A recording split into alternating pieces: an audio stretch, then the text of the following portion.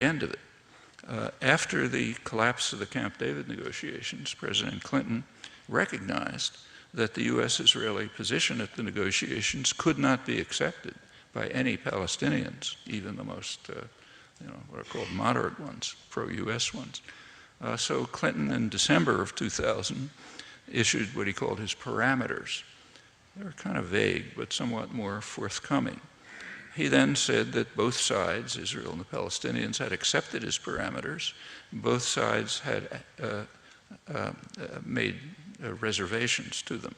Well, they met in Taba, Egypt in January 2001 to try to iron out the differences, the reservations. And they made quite a bit of success.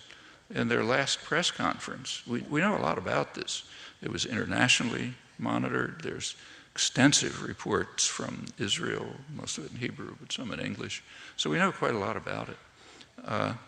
They practically reached agreement. In their last press conference, they said if they had a few more days, they could have reached agreement on every issue, pretty much in line with the international consensus, tweaking it here and there. There were a few issues still. Israel called off the negotiations prematurely, and that was the end of formal negotiations. Informal, pretty high-level negotiations continued, leading to some agreements. The main one's called the Geneva Accord. It was rejected by Israel, ignored by the United States, so that's down the tube.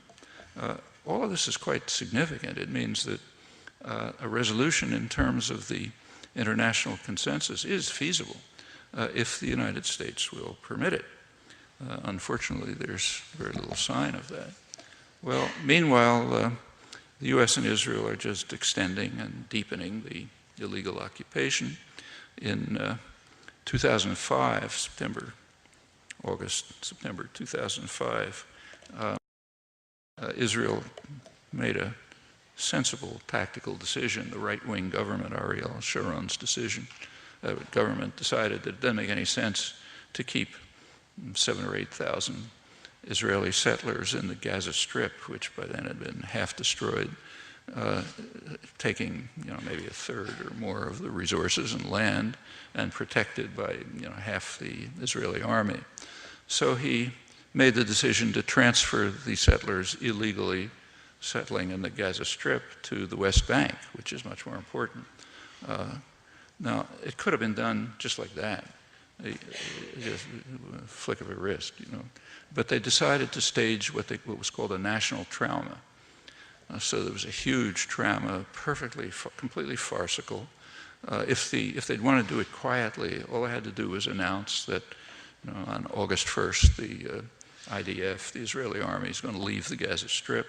At that point, the 8,000 settlers would have climbed into the trucks provided to them, and they would leave their subsidized homes in the Gaza Strip to subsidized homes in the West Bank. But you don't get any propaganda out of that. What they wanted was a trauma. So it was staged, big front pictures on the front pages of, a little boy pleading with the soldiers not to destroy his home, Boston Globe and so on, and shouts of never again and so on, no more Holocausts. And it was pretty effective. Actually, it was a farcical repeat of a similar staged trauma in 1982 when they had to take settlers out of Egypt, out of the northeastern Sinai. There were commentators in Israel who just ridiculed it correctly, like one of Israel's leading sociologists, Baruch Kimmerling, died recently, just ridiculed the farce as it should have been done. But it played where it mattered, here. So never again. We've got to hold on to the West Bank. Well, after the technical withdrawal from Gaza, Israel maintained its total control, and it was pretty vicious. It picked up in intensity a couple of months later when the Palestinians committed a serious crime.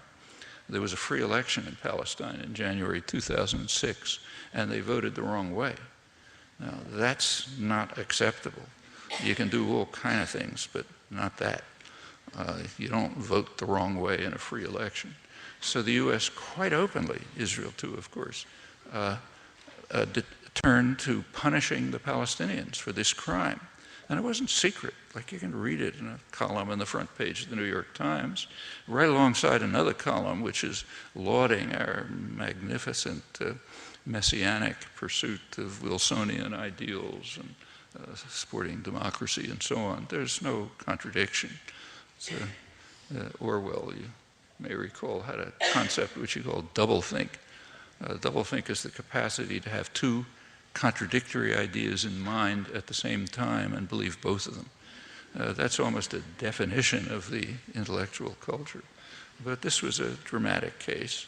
And immediately after that crime, the punishment of the Gaza Strip sharply increased. Got worse later. I won't go through the details, but it's pretty awful. Very savage siege, brutality, and so on. It peaked December 2008 with the latest U.S.-Israeli invasion, which was murderous and destructive. The invasion, the U.S. it's called an Israeli invasion. It's a U.S.-Israeli invasion. U.S. arms, U.S. diplomatic support, and so on. It was given a pretext, but every act of aggression has a pretext, so you have to ask, does it mean anything? Actually, the pretext was that Israel was defending itself against rockets from Gaza. That pretext is accepted by the human rights groups, by the Goldstone Commission, by about 100% of commentary. It doesn't have a particle of credibility. Israel and the U.S. knew exactly how to stop the rockets. There had been a ceasefire, and during the ceasefire, Israel admits there was not a single Hamas rocket. Israel violated the ceasefire a couple of months earlier, and the rockets started. Hamas called for renewing the ceasefire. Israel considered it and refused.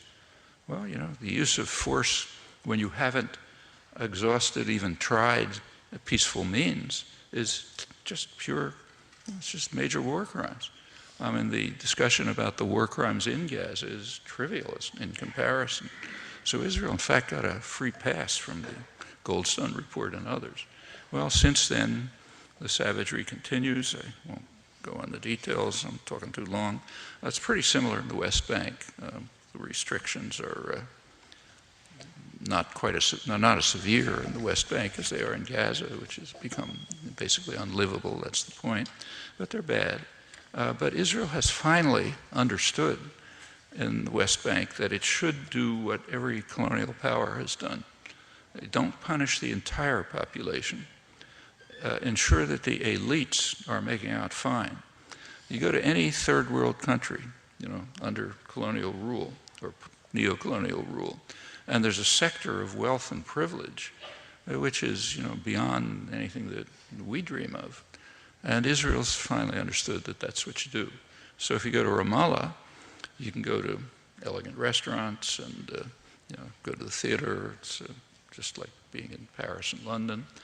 You go a couple of miles away, and it's horrible. But that allows the journalists and others to talk about the wonderful achievements in the West Bank. Well, when you run in fact, Israel is following, finally, the explicit recommendation of Israeli industrialists about 10 years ago, who urged that Israel should move from, what their words, from colonialism to neo-colonialism. It should establish the standard neo-colonial structures like this. It took a long time to realize it, but they're doing it. In fact, that becomes even more like South Africa. South Africa relied on the Bantustans, and it tried to keep them. They were pretty awful, but it tried to keep them viable. It needed them. That was their labor force. So they kept them going. They tried to get international recognition for them, but outside Israel, no country recognized them. That's Israel's not doing it for all the West Bank. It's just doing it for the elite sector in Ramallah, where the Palestinian Authority is. Well, if you want to maintain a neo-colonial system, you have to have an iron fist, so you need military force. And there is one. It's the army run by General Keith Dayton, Actually, that's the more mild of the military forces, but the better known one. U.S. general runs an army, trained in Jordan with Israeli participation and support, and it keeps a grip over the population. In fact, the Obama administration was particularly impressed by how well the army worked during the attack on Gaza. During the attack on Gaza, there were no protests in the West Bank, which kind of surprised everyone. And that's attributed to the power of the Dayton army, which prevented any protests. So Palestinians, of course, they can't demonstrate or anything, but they were not even allowed to protest the destruction of the other half of Palestine, what's going on in Gaza. John Kerry, in particular, head of the Senate Foreign Relations Committee, was particularly impressed with this. And he said, finally, he said, Israel may have a legitimate partner for peace, thanks to the success of the General Dayton Army in suppressing the population sufficiently so they can't even protest against massive atrocities. Well, let's turn finally to the options for Palestinians. What are they? Here the discussion, I think, is pretty misleading, and you should think it through. One option, of course, is the international consensus, and there's a barrier. The U.S. won't accept it, but that's our problem. Now, a very common view, you hear it all over the place now, from Palestinians, from Israeli doves, from the supporters of Palestinians here, that the alternative to that is that Israel takes over the territories, it becomes a single state, and you can have a civil rights struggle, an anti-apartheid struggle within this single state, in which Palestinians will be roughly half the population. And that's many of the doves, including Palestinian leaders, think, okay, that's better than the vanishing two-state settlement. There's only one problem with that logic. Those are not the two alternatives. There's a third alternative, which isn't discussed. The third alternative is that the U.S. and Israel continue doing exactly what they're doing. And what they're doing is very clear. It has a name. Prime Minister Ehud Olmert called it convergence. What you do, what Israel with U.S. backing is doing, is taking over everything, annexing everything behind the separation wall, some of the most valuable land, all the water resources, that's quite crucial in this arid region. It takes over the Jordan Valley, more fertile territory, kicks out the Palestinians, and runs some salients, settlement salients right through the territories. Actually, there are three of them. Big one east of Greater Jerusalem. Jerusalem's been sharply expanded. There's one that goes almost to Jericho, and two others to the north, one taking in the town of Ariel, the other town of Kadumim. You take a look at a map. If you look at a map, it looks as if it doesn't penetrate too deeply into the West Bank, but that's misleading because the area where it doesn't penetrate is mostly rocky desert where you can't settle. The livable part of the West Bank is broken up into four major cantons, what Ariel Sharon, in fact, the architect of this, called Bantustans. He was honest, except that they're not cared for as well as the Bantustans. So Israel will take those. No demographic problem. Very few Palestinians. If there are a few, you kick them out. No problem of too many non-Jews in a Jewish state. No civil rights struggle. No apartheid struggle. As for the Palestinians, they can rot up in the hills. Israel takes no responsibility for them. They can follow a proposal of Moshe Dayan back in '67, the defense minister who was in charge. He said we should tell the Palestinians that we have no solution for you. You're going to live like dogs, and whoever wants to leave can leave, and we'll see where that goes. Well, yeah, that's the policy. And that's the real alternative to a two-state settlement. There is no alternative of the kind that's being discussed, because neither Israel nor the United States, nor in fact anyone in the world, is going to accept that. Rather, they'll continue doing exactly what they're doing.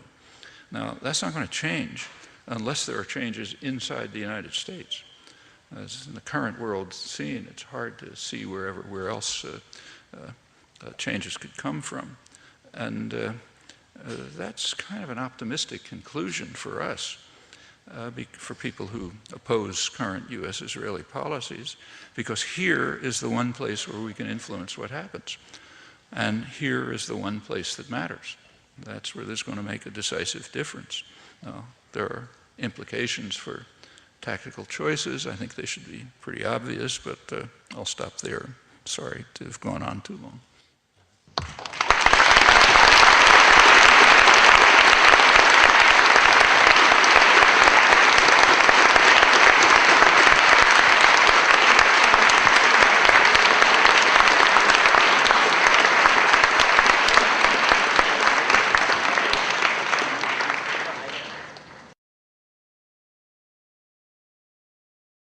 Take a look at the history of apartheid. It's suggestive. No, not exact, but suggestive. Took decades of education and organizing, things like this, before the situation in the United States reached the point where Congress, the business world, general population, was so opposed to apartheid that the Reagan administration had to lie its way around it to try to maintain the support. Well, okay, that's one thing that could be done.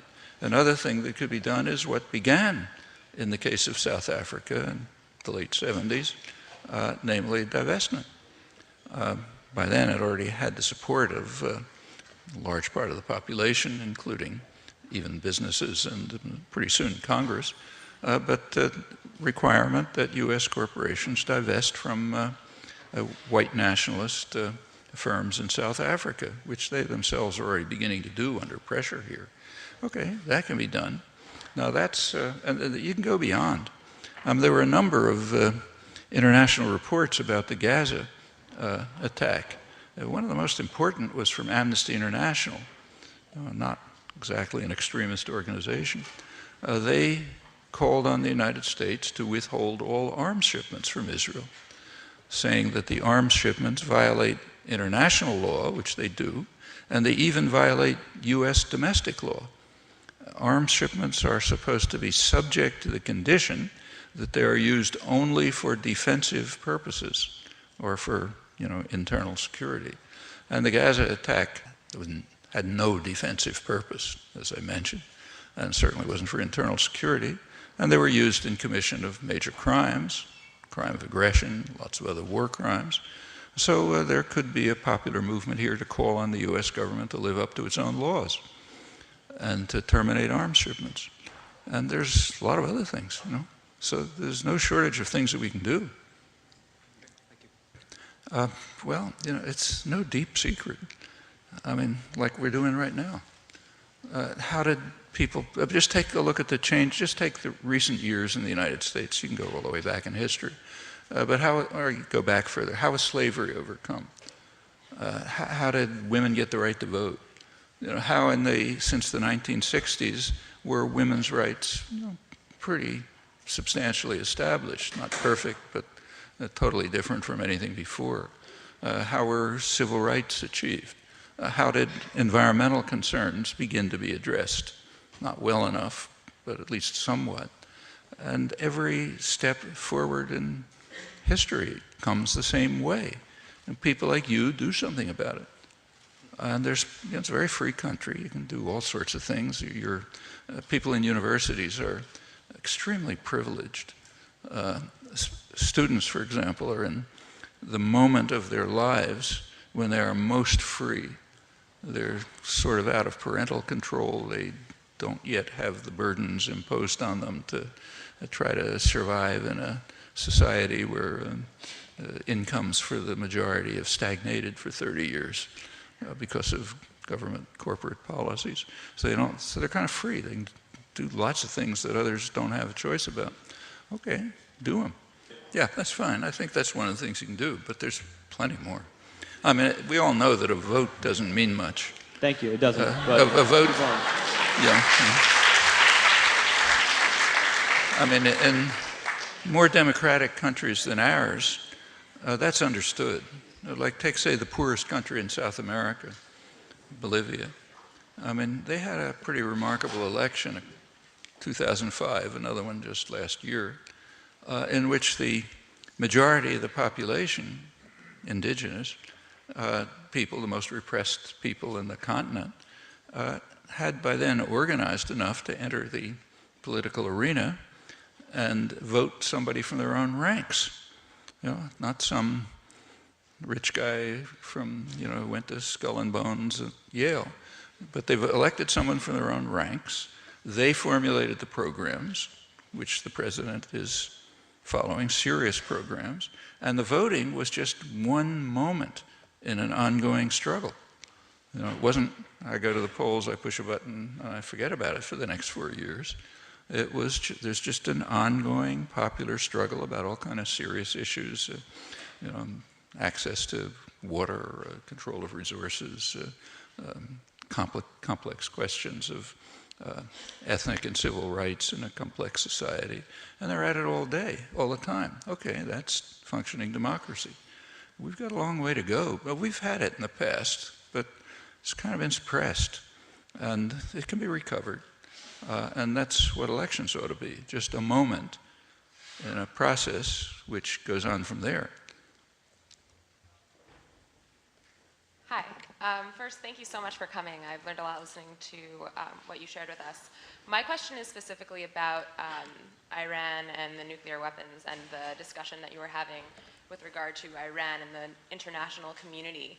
I definitely understand the idea of a country obtaining a nuclear weapon or developing one themselves out of a form of protection or to be on the same, I guess, international status as other countries who are considered superpowers or on the same level as a superpower because they themselves have nuclear weapons. But what do you do when a country is openly trying to develop one or obtain one and also openly threatening to wipe out a country and claiming that a country shouldn't exist? I mean, those are two really big issues that we're dealing with, and I didn't really think you addressed that, and I was curious That's what true. you had to say. Well, what do you do about countries that already developed nuclear weapons outside the framework of the Non-Proliferation Treaty and are daily violating resolutions of the Security Council and the International Atomic Energy Agency? I mean, that's the much more serious problem. But that's a different situation because those countries aren't openly threatening to wipe out another country. Nor is Iran. Just take a look at the statements. The statements are that they don't think, they said actually it goes back to Khomeini at the time of the U.S.-Iranian alliance, the Israeli-Iranian alliance, and Israel didn't care about it then. And it keeps being repeated. The statement is that, you know, in the course of time, Israel should no longer exist. Well, actually, I happen to agree with that too. In fact, so do a lot of people in Israel, the ones who think there should be a single democratic state. That's not calling for wiping anyone out. In fact, Iran has supported the international consensus on the two-state settlement. Actually, there are two countries that are not only calling for some nation not to exist, but are destroying it, namely the U.S. and Israel. That's their position with regard to the Palestinians. And they're not just saying it. You know?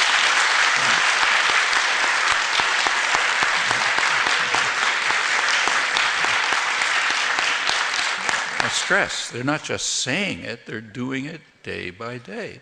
That's the meaning of the policies that are going on right before our eyes in Gaza and the West Bank, which we are supporting and paying for. So sure, you shouldn't call for the destruction of another nation, and you shouldn't implement that. Actually, the official position of Israel, backed by the United States, they've slightly modified it, but back about 20 years ago, their official position, the coalition government, Labor, Likud, was that there cannot be, I'm quoting it, an additional Palestinian state between Jordan and Israel. In other words, they declared, and the U.S. supported that there already is a Palestinian state, namely Jordan. I mean, the Palestinians object. You know, they say, no, wait a minute, that's not our state. But who cares about them? We say that's your state, and there can't be an additional one. Well, that goes well beyond calling for the destruction of another country. I mean, it's analogous to saying that if somebody came along, suppose Ahmadinejad said, Jews don't need Israel because they already have New York, okay? I mean, you know, we'd call that a revival of Nazism, but that's the official, has been the official U.S.-Israeli position. So there's a lot to be, incidentally, about Iran. Nobody in their right mind wants Iran to have nuclear weapons, or anyone else. But it is well, and it's a horrible regime, undoubtedly, though there are worse ones in the region, which are our allies. Everyone, and I'm not referring to Israel, I'm referring to the other Arab states. I mean, in comparison with Saudi Arabia, Iran looks like a civil rights paradise. But it's awful, no doubt. And there's a way to deal with it. Like, for example, moving towards a nuclear weapons-free zone. But among strategic analysts, including Israeli ones, there's no real question about why Iran is moving to nuclear weapons capability, which is not the same as having nuclear weapons. It's just being at a point where you could have them. Like most of the advanced industrial world is in that position. Japan, Italy, all sorts of countries. The reason is very simple. Actually, it was described by one of Israel's leading military analysts, very hawkish, Martin von Crefeld, a couple of years ago. After the invasion of Iraq, he wrote an article in which he said he doesn't know if Iran is developing nuclear weapons, and he hopes not, but he says if they're not developing nuclear weapons, they are crazy. That was his word. They're not developing them, they're crazy. The United States has just announced we're going to attack anybody we feel like and invade you if we can do it with impunity. So you better have a deterrent. Well, maybe they're developing a deterrent. No serious analyst thinks that they could use nuclear weapons. I mean, if Iran had nuclear weapons and missiles, which nobody sane wants them to have, I mean, if they went as far as even loading a missile, the country would be vaporized, instantly, even if there was any suspicion of it. Well, the clerics may be hideous people, but they've shown no particular inclination for suicide and destruction of everything that they own and everything they value. Same is true about leaking nuclear weapons to others. If there was any suspicion that they were doing that, you can say goodbye to Iran. So chances they're using it are, probably at the level of an asteroid hitting the Earth or something like that. But it's a serious problem. In fact, if you look at the Israeli literature, they're pretty straight about it. They say that the real threat of an Iranian nuclear weapon is not against Israel, but it's against Zionism. That is, what they're afraid of is that if the region becomes too dangerous, people in Israel are just going to leave. People who have the capacity to, more educated, wealthier, and so on, because they won't want to live in a region with that threat. And in fact, emigration is a pretty serious problem. Emigration of the educated and the trained, educated sectors. So they don't want to face that threat. But I don't think any serious strategic analyst, at least I've never seen one, who thinks that there's the threat that Iran might use a nuclear weapon. I mean, it would total suicide. Thank you. First, thank you, and good evening, Dr. Chomsky. My question is concerning the, just getting information. How do we inform the intellectual classes? Where do you find your information, and how do you access truth in a media that's so corrupt and overtaken by corporate interests? Just how do you become a good biologist? You work, I mean, the important results aren't like written in bold face. I mean, the best biologist is not somebody who read all the technical papers there are. I can't do that. You have to know what to look for. And you have to, take, say, some of the things I mentioned, like the International Atomic Energy Agency resolution on Israel that I mentioned. Well, I was lucky. I happened to be in Mexico last September, and they happen to have an independent newspaper in Mexico. It's the only one in the Western Hemisphere that I know of. Very good newspaper, big newspaper, second largest in Mexico, gets no commercial advertising because business won't advertise there. But they do very well just on reader support. And while I was there, they happened to run an Associated Press piece on this, Well, I didn't know whether to believe it or not, so when I came home, I checked up Associated Press, which is on the internet, and yeah, it's true. Then I did a media search, and I found out that there was one mention of it in the United States in the Mooney paper in Washington, the Washington Times. There was also one in the United Kingdom in the Irish Times. Okay, that's the kind of thing you got to do on all sorts of issues. If you know what you're looking for and you're willing to put the effort into it, you can find out a lot of things. Now, for an individual, it's extremely hard. You have to be kind of a fanatic. But if you're in a group, if you're part of an organization, it gets a lot easier. That's one of the advantages of joining with other people. You can do a lot of things you can't do by yourself. So if somebody finds something, you disseminate it, others help out, and pretty soon you get things done. And one more thing, if you could just quickly repeat the column you mentioned in the beginning of your talk. Oh, this morning's New York Times. Ethan Brunner. All right, thanks. Who I think is a terrible correspondent, but he happened to have a good column this morning, good, honest column. Now, he also did his homework. He dug up the Shavit article, which I didn't expect. I don't think it's in English, so it's in Hebrew, I believe. And he also dug up that international poll, which I haven't seen reported anywhere. So thanks for coming again. I recently watched the classic video of you with William F. Buckley debating the Vietnam War back in the 60s. And so I feel like you've been asked probably every question underneath the sun. So I guess my question would be, what does Noam Chomsky now wish that Noam Chomsky back when he was debating Buckley in the 60s, what did he wish he knew? And if you could also indulge us, what is your happiest moment in life?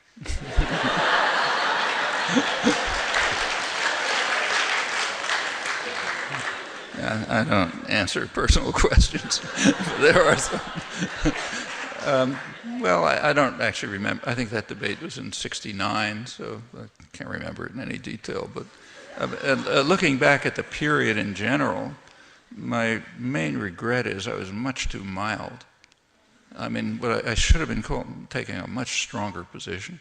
Buckley would disagree with that. He would disagree, yeah. But if I was having a debate with some Soviet commissar and I criticized what Russia was doing, he'd say it's too harsh. But maybe you have to remember that it was not easy then.